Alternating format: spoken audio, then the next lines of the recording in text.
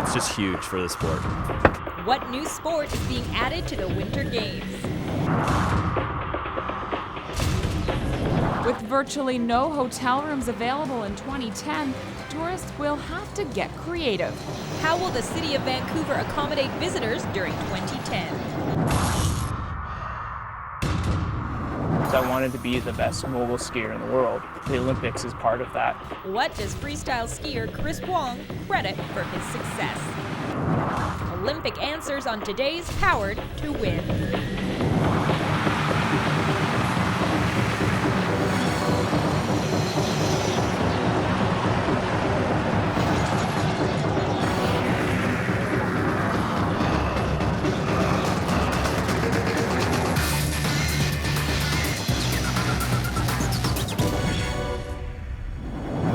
Welcome to Powered to Win, Shaw TV's Olympic series. I'm your host, Johanna Ward, and we are in Whistler, BC. This is the host resort for the 2010 Winter Olympics. Can you believe it? Just over 1 year until the Games.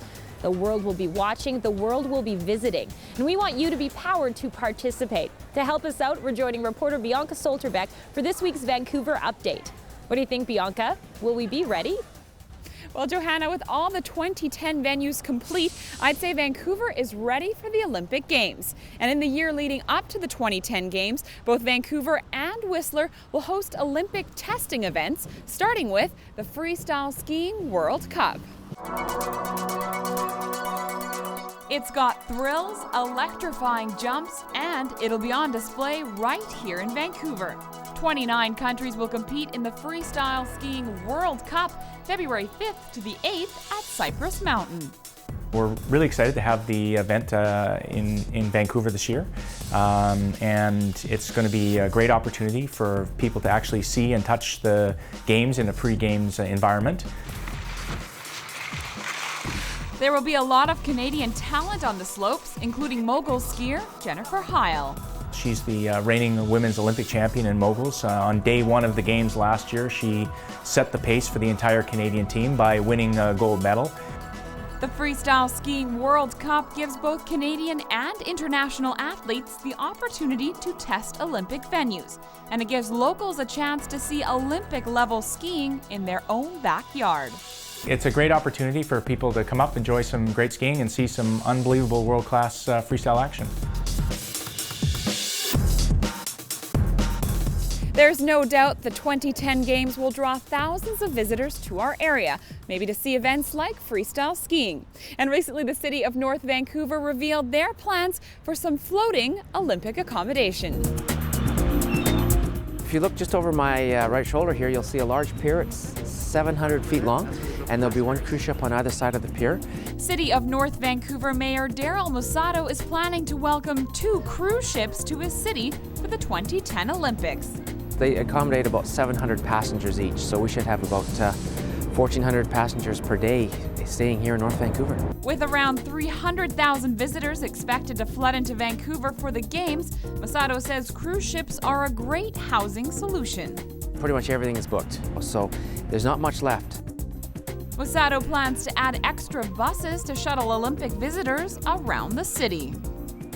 We've been keeping you up to date on Olympic sports and accommodation, but how about the inspiring Olympic torch relay? We already know the route for the 2010 Olympic torch relay, but what you may not know is you can get a chance to carry the torch simply by making a commitment to a healthy lifestyle and the environment. But you can combine the two. Walking to work is being more sustainable and it's being more active. So there's small things, small differences you can make within your community, and how those differences sort of spark an excitement and an energy within yourself, that really truly is the Olympic spirit. Coca-Cola is behind the Live Olympic movement.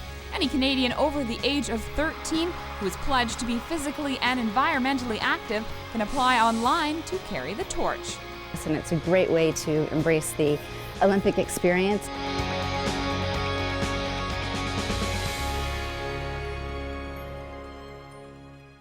More on Olympic accommodation coming up, including some freebie options. That's right, freebies. Plus, we'll have the buzz from right here in Whistler on the upcoming World Cup events. But right now, it's our Making It Happen feature, part of Shaw's campaign to support Canadian athletes. Olympic medalist Becky Scott introduces us to the freestyling superstar. He's won both national and international medals and was one of 3 Canadian men to compete in the moguls competition at the Olympics in Torino. On today's Making It Happen, we're chatting with WONG, who set his sights on winning a medal for Canada at the 2010 Olympic Games. So I started skiing when I was 3 years old. We used to ski on the weekends, and that's what my parents did. They brought us along. Once I got to a level that my dad couldn't keep up with me, they put me into a freestyle program. He started with the racing, and then he saw the kids out at Tabor Mountain jumping, and he thought he'd like to give that a try. It ended up being that freestyle skiing was the sport that I progressed the fastest. So pretty much after my first year, I knew that it was something that I was going to be really good at and something that I wanted to do. We ski over bumps of snow that alternate left and right. We have to go through that as fast as we can. They throw in 2 jumps and we have to do 2 different flip variations. He was just one of those kids that would be the last off the hill, doing one last training run again, and just working really hard at it. You can train 1 more day per week.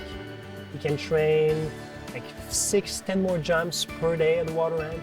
You can take 2-3 more runs on snow per day. Since I was really little, I always remember being very competitive, and I hate to lose. That's part of his personality, is to excel, to do his best. I had a pretty bad crash where I ended up tearing everything in my knee. That year he was ranked 7th in the world. He's had 4 surgeries since, and he's just now going back training. I know I took every day, 1 day at a time, and now I'm back and I'm able to, I'm pretty much almost where I want to be. You know where you have to be back on the World Cup and compete at a top level? So I wanted to be the best mogul skier in the world, and the Olympics is part of that. His goal is always to pick up a medal, but it's so competitive out there. Whatever he accomplishes, we'll be happy. Sometimes when you have more pressure and more people supporting you, you actually elevate yourself to a new level. What an awesome, awesome opportunity for him to be able to compete here in his own country, and also for relatives and friends all to be able to have the opportunity to come and watch him as well. The Olympics is where the world comes together and celebrates its athletes' achievements. He's recovered from knee injuries and surgery and is training hard for a spot on the podium at the 2010 Olympic Games. For Shaw TV's Making It Happen, I'm Becky Scott. In upcoming Power to Win shows, we'll profile more stellar Canadians, find out what drives them to the podium. And later on today's show, we'll find out how far visitors will have to go. I'm talking budget and distance to find a close place to stay during the games. During the 2010 Olympics, we are offering a $40 dorm rate. After the break, the skinny on hostels, hotels, and house rentals for those 2 precious weeks in 2010. And international researchers weigh in on the dangers and downfalls of overtraining. There comes a point where sometimes you just need to back off and do less. That and more on Powered to Win.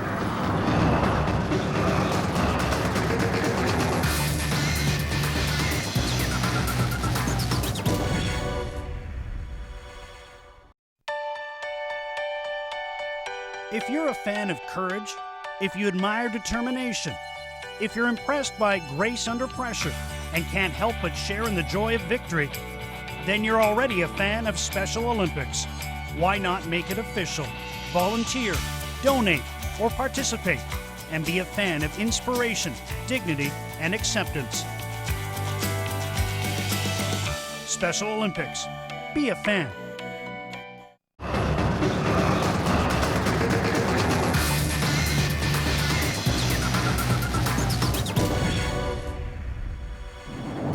You're watching Shaw TV's Olympic series Powered to Win, hanging in Whistler Village. Now, accommodation is always in high demand here. But did you know in Vancouver, most of the hotel rooms are already booked for the games in 2010. So where are the hundreds and thousands of visitors going to stay?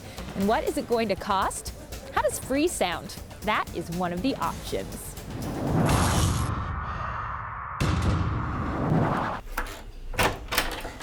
This may well be the cheapest accommodation during the 2010 Winter Olympics. It's a hostel on Granville Street in the heart of Vancouver. All the linens provided for everything, towels, all that kind of stuff. There is a locker for each bed so you can lock up your valuables. Sink and mirror in the room, shared washroom down the hallway. During the 2010 Olympics, we are offering a $40 dorm rate for a bed in a 4-bed dorm. And breakfast is included. I haven't heard anybody who's doing anything any cheaper than that. I think we'll get a bit more kind of family kind of crowd than we normally do at this location. This hostel is part of the Hosteling International chain. All 3 other Vancouver locations have been taking reservations since October of last year, and they're charging between $40 and $115 per room. Well, this is the room we're going to provide for the 2010 Olympics. A growing number of Vancouverites, including the HAMIL family, are opening up their homes to 2010 tourists. Oh, we'll pick them up at the airport and take them here and take them there and give them dinners and have a barbecue and introduce them around and just have a blast. We want to give them an experience. This is usually our guest bedroom for when our grandparents come. It will be actually really cool having someone who has a relative that's in the Olympics, and hopefully we could see them, whatever they're doing. But what makes the HAMILs unique is they're willing to do it all for free. The free part had nothing to do, it isn't about the money, it was never should we charge free, it's nothing to do with that. Volunteering for the Olympics was not an option really for me. I couldn't take time away from my full-time job, and I thought it was a great idea when Wayne suggested it because it would be our way of participating in the Olympics and giving back. But most locals who are offering up their homes as 2010 accommodation are looking for a financial incentive. Rent for the Games is a management company who brings guests and homeowners, local homeowners together in order to fill the big gap that exists in our markets for 2010 Olympics. With virtually no hotel rooms available in 2010, tourists will have to get creative. Over 350,000 visitors are expected to flood into Vancouver come February 2010. I'm Bianca Salterbeck in Vancouver for Powered to Win.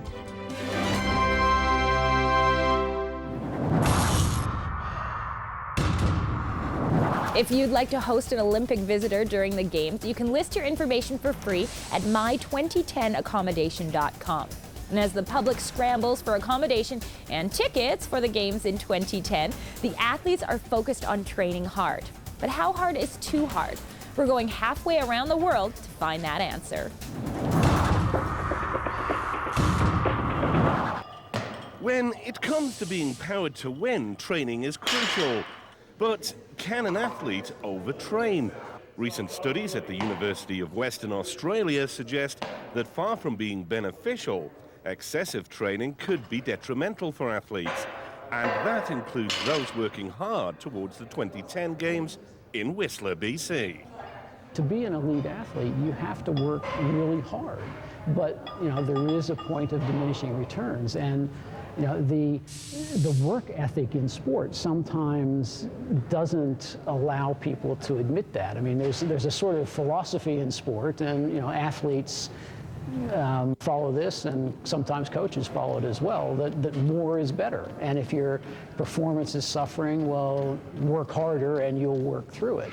And up to a point that might be okay, but there comes a point where sometimes you just need to back off and do less, and less is more. The findings come after extensive research by Professor Grove and his team, during which time they studied both the long and short-term effects of overtraining. In the short term, athletes can usually cope, but if they go too long with an imbalance between their work and their rest, performance does start to deteriorate. And what you find, first of all, is that they'll still be able to do the work, but it feels like they're having to work harder in order to do it. At a certain point, their actual performance tapers off, and they're simply just not able to put in the type of training that they would normally put in, and they're not able to produce the results that they would normally produce. So, just how do you avoid the dangers of overtraining? Well, according to Professor Grove, it's not clear-cut, but there are indicators trainers should be looking for. One of the better ones is mood states. That's a classic sort of measure in this area. Athletes that are doing too much training will tend to get irritable. They'll tend to get a little bit depressed, maybe a bit down in the dumps. Depressed might be a little strong a word, but you know, feeling a bit mopey and down in the dumps. Fatigue comes into it. Lacking in sort of psychological energy, psychological vigor. They tend to get sleep disturbances, a bit of trouble falling asleep, a bit of trouble staying asleep. Mood change, or sorry, appetite changes come into it as well. The bottom line of all this international research is that overtraining can be detrimental. Just how detrimental? Well, the jury's still out on that one, but suffice to say, it could well be costing athletes gold. Certainly, anywhere, the estimates vary a bit, but anywhere from 10% to 25% of elite athletes have said that they have experienced overtraining syndrome, which is a long-term decrement in performance due to imbalances between their work and their rest. And so, you know, if 1 in 5 is suffering it, you can bet that there have been some, you know, Olympic caliber or international caliber performances affected by that. Ultimately, all this could even spin a new catchphrase: have pain, no gain. Just remember, you heard it here first.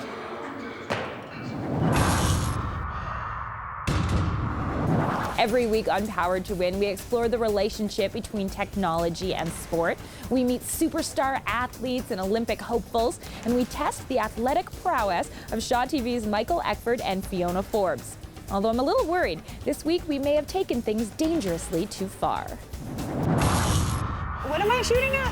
When we come back, biathlon training at the Whistler Olympic Park. Hey, Sniper, how you doing? 5 and the new alpine Olympic sport of skier cross. It's finally where we always wanted it. Legit. Stay with us.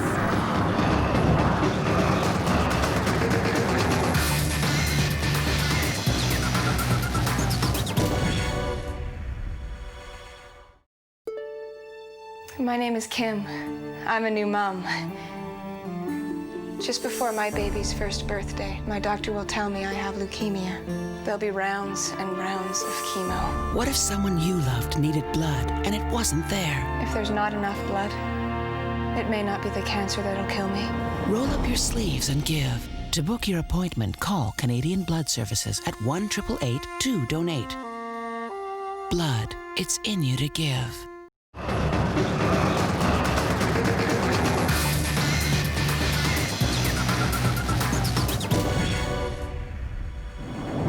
Welcome back to Shaw TV's Olympic Series Powered to Win. This week we're hanging in Whistler, where it is bustling with snow enthusiasts and lots of snow. But did you know during the games in 2010, 90% of Whistler Blackcomb will be open to the public for skiing and riding?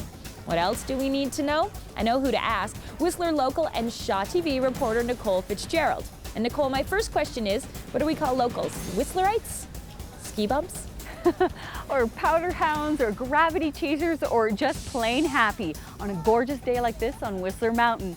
Whistlerites are also calling themselves Katarina Witt fans. The two-time Olympic figure skating champion visited Whistler and Vancouver as part of a media tour of the 2010 Olympic venues. It's just breathtaking. I got up here and I just wanted to get on my ski and just go down the hill. Witt is visiting BC to shoot an Olympic-themed television special she is hosting for First German Television. We're introducing to the German audience what to expect and to see some of the venue sites, but mostly to tell them, here, come to Canada. The German television crew also visited Whistler Olympic Park, where the world's top athletes competed at the FIS Nordic Combined World Cup.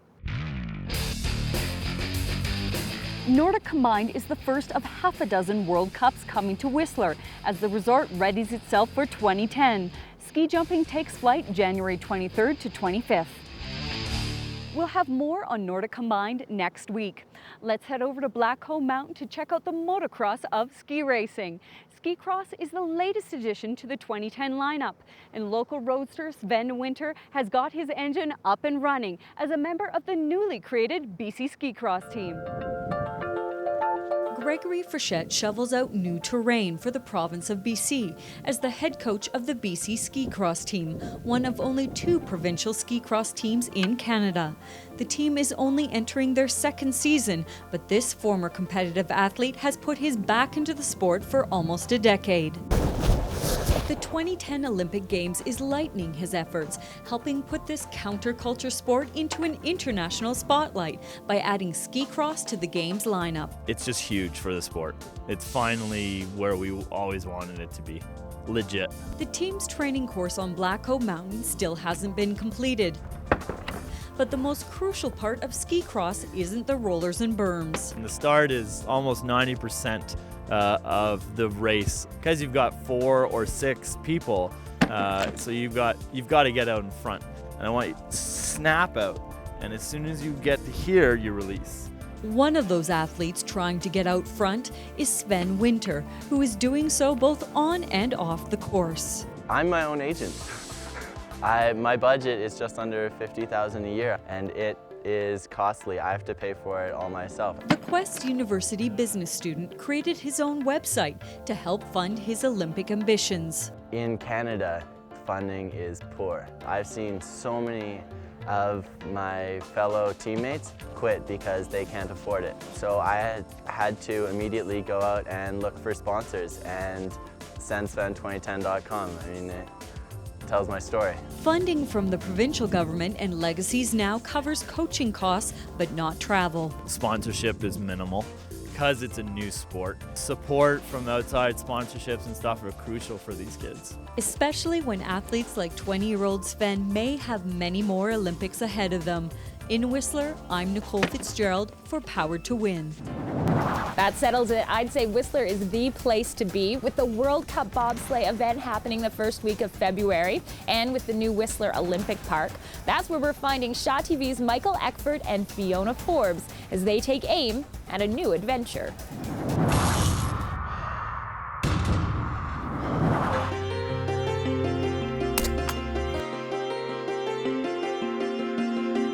We are at the Whistler Olympic Paralympic Park.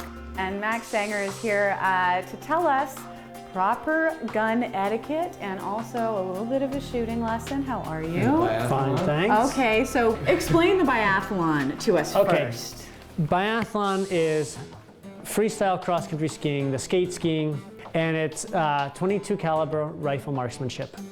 The athletes ski various loops depending on the length of the competition, anywhere from 2 kilometers up to a 4-kilometer loop. And then they shoot either twice or 4 times, always prone and standing. So they might shoot prone. What's prone? Is that lying down? Prone is lying down. They might shoot once prone, once standing. This is a Russian-made rifle, very common rifle. There'll be athletes in the Olympics using this rifle. Snow covers, right there. And right on the rear sight, right here. Is it heavy? Like they're carrying it on their back the whole time, right? Way heavier than I expected, actually. And the athletes are carrying this, so it's not sitting waiting for They ski with this on their back and then come into the range. All right, I feel... Let's go shoot this thing. I feel relatively confident. So, ladies first, Forbesy. All right, Max, here I come. Take the poles off. Okay, I have to remember nobody's really timing me here. Okay, there we go. What am I shooting at? You're shooting at the black dots. Oh, I see. So do I go for the one on, okay, I get it. I go for the one on the right. There we go, yay! How do I do it again? Back again this way? Oh, fun. Yay! Do I go for the next one? Can I do them all? I want to kill them all. Hey! Yay! Hey, Sniper, how you doing? 5 for 5. That's sick. Take that, Eckford. All right, Forbesy. Hey! Yay! Let's have some enthusiasm over there. Hey! This is the magic bullet. This is the big one. Yay! 5 for 5! Up he goes, up he goes. All right, Max, how do we do with the shooting? Fantastic. Yeah? That's pretty good. All the targets down. No penalty loops. But we were using like the beginner's gun that's already set there. You started off on the one with the rifle that's mounted, so it's a little more stable. And I would imagine the standing shooting is that harder than the lying prone? Actually, the standing target is 115 millimeters. The biggest. And the prone target is 45 millimeters. Wow. So we're actually shooting, I didn't want to tell you this, we're shooting prone on the standing targets. Max, we call that the tickle and the slap. We felt really good about ourselves, and then whoosh, that was the end of Well, it. me and Papa Smurf, we're gonna go. I'm gonna go hunting. Let's go I hunting. think. Thank So, you, Max. have a Thank Max, you for your time. a pleasure. Thank you. And they were never seen again.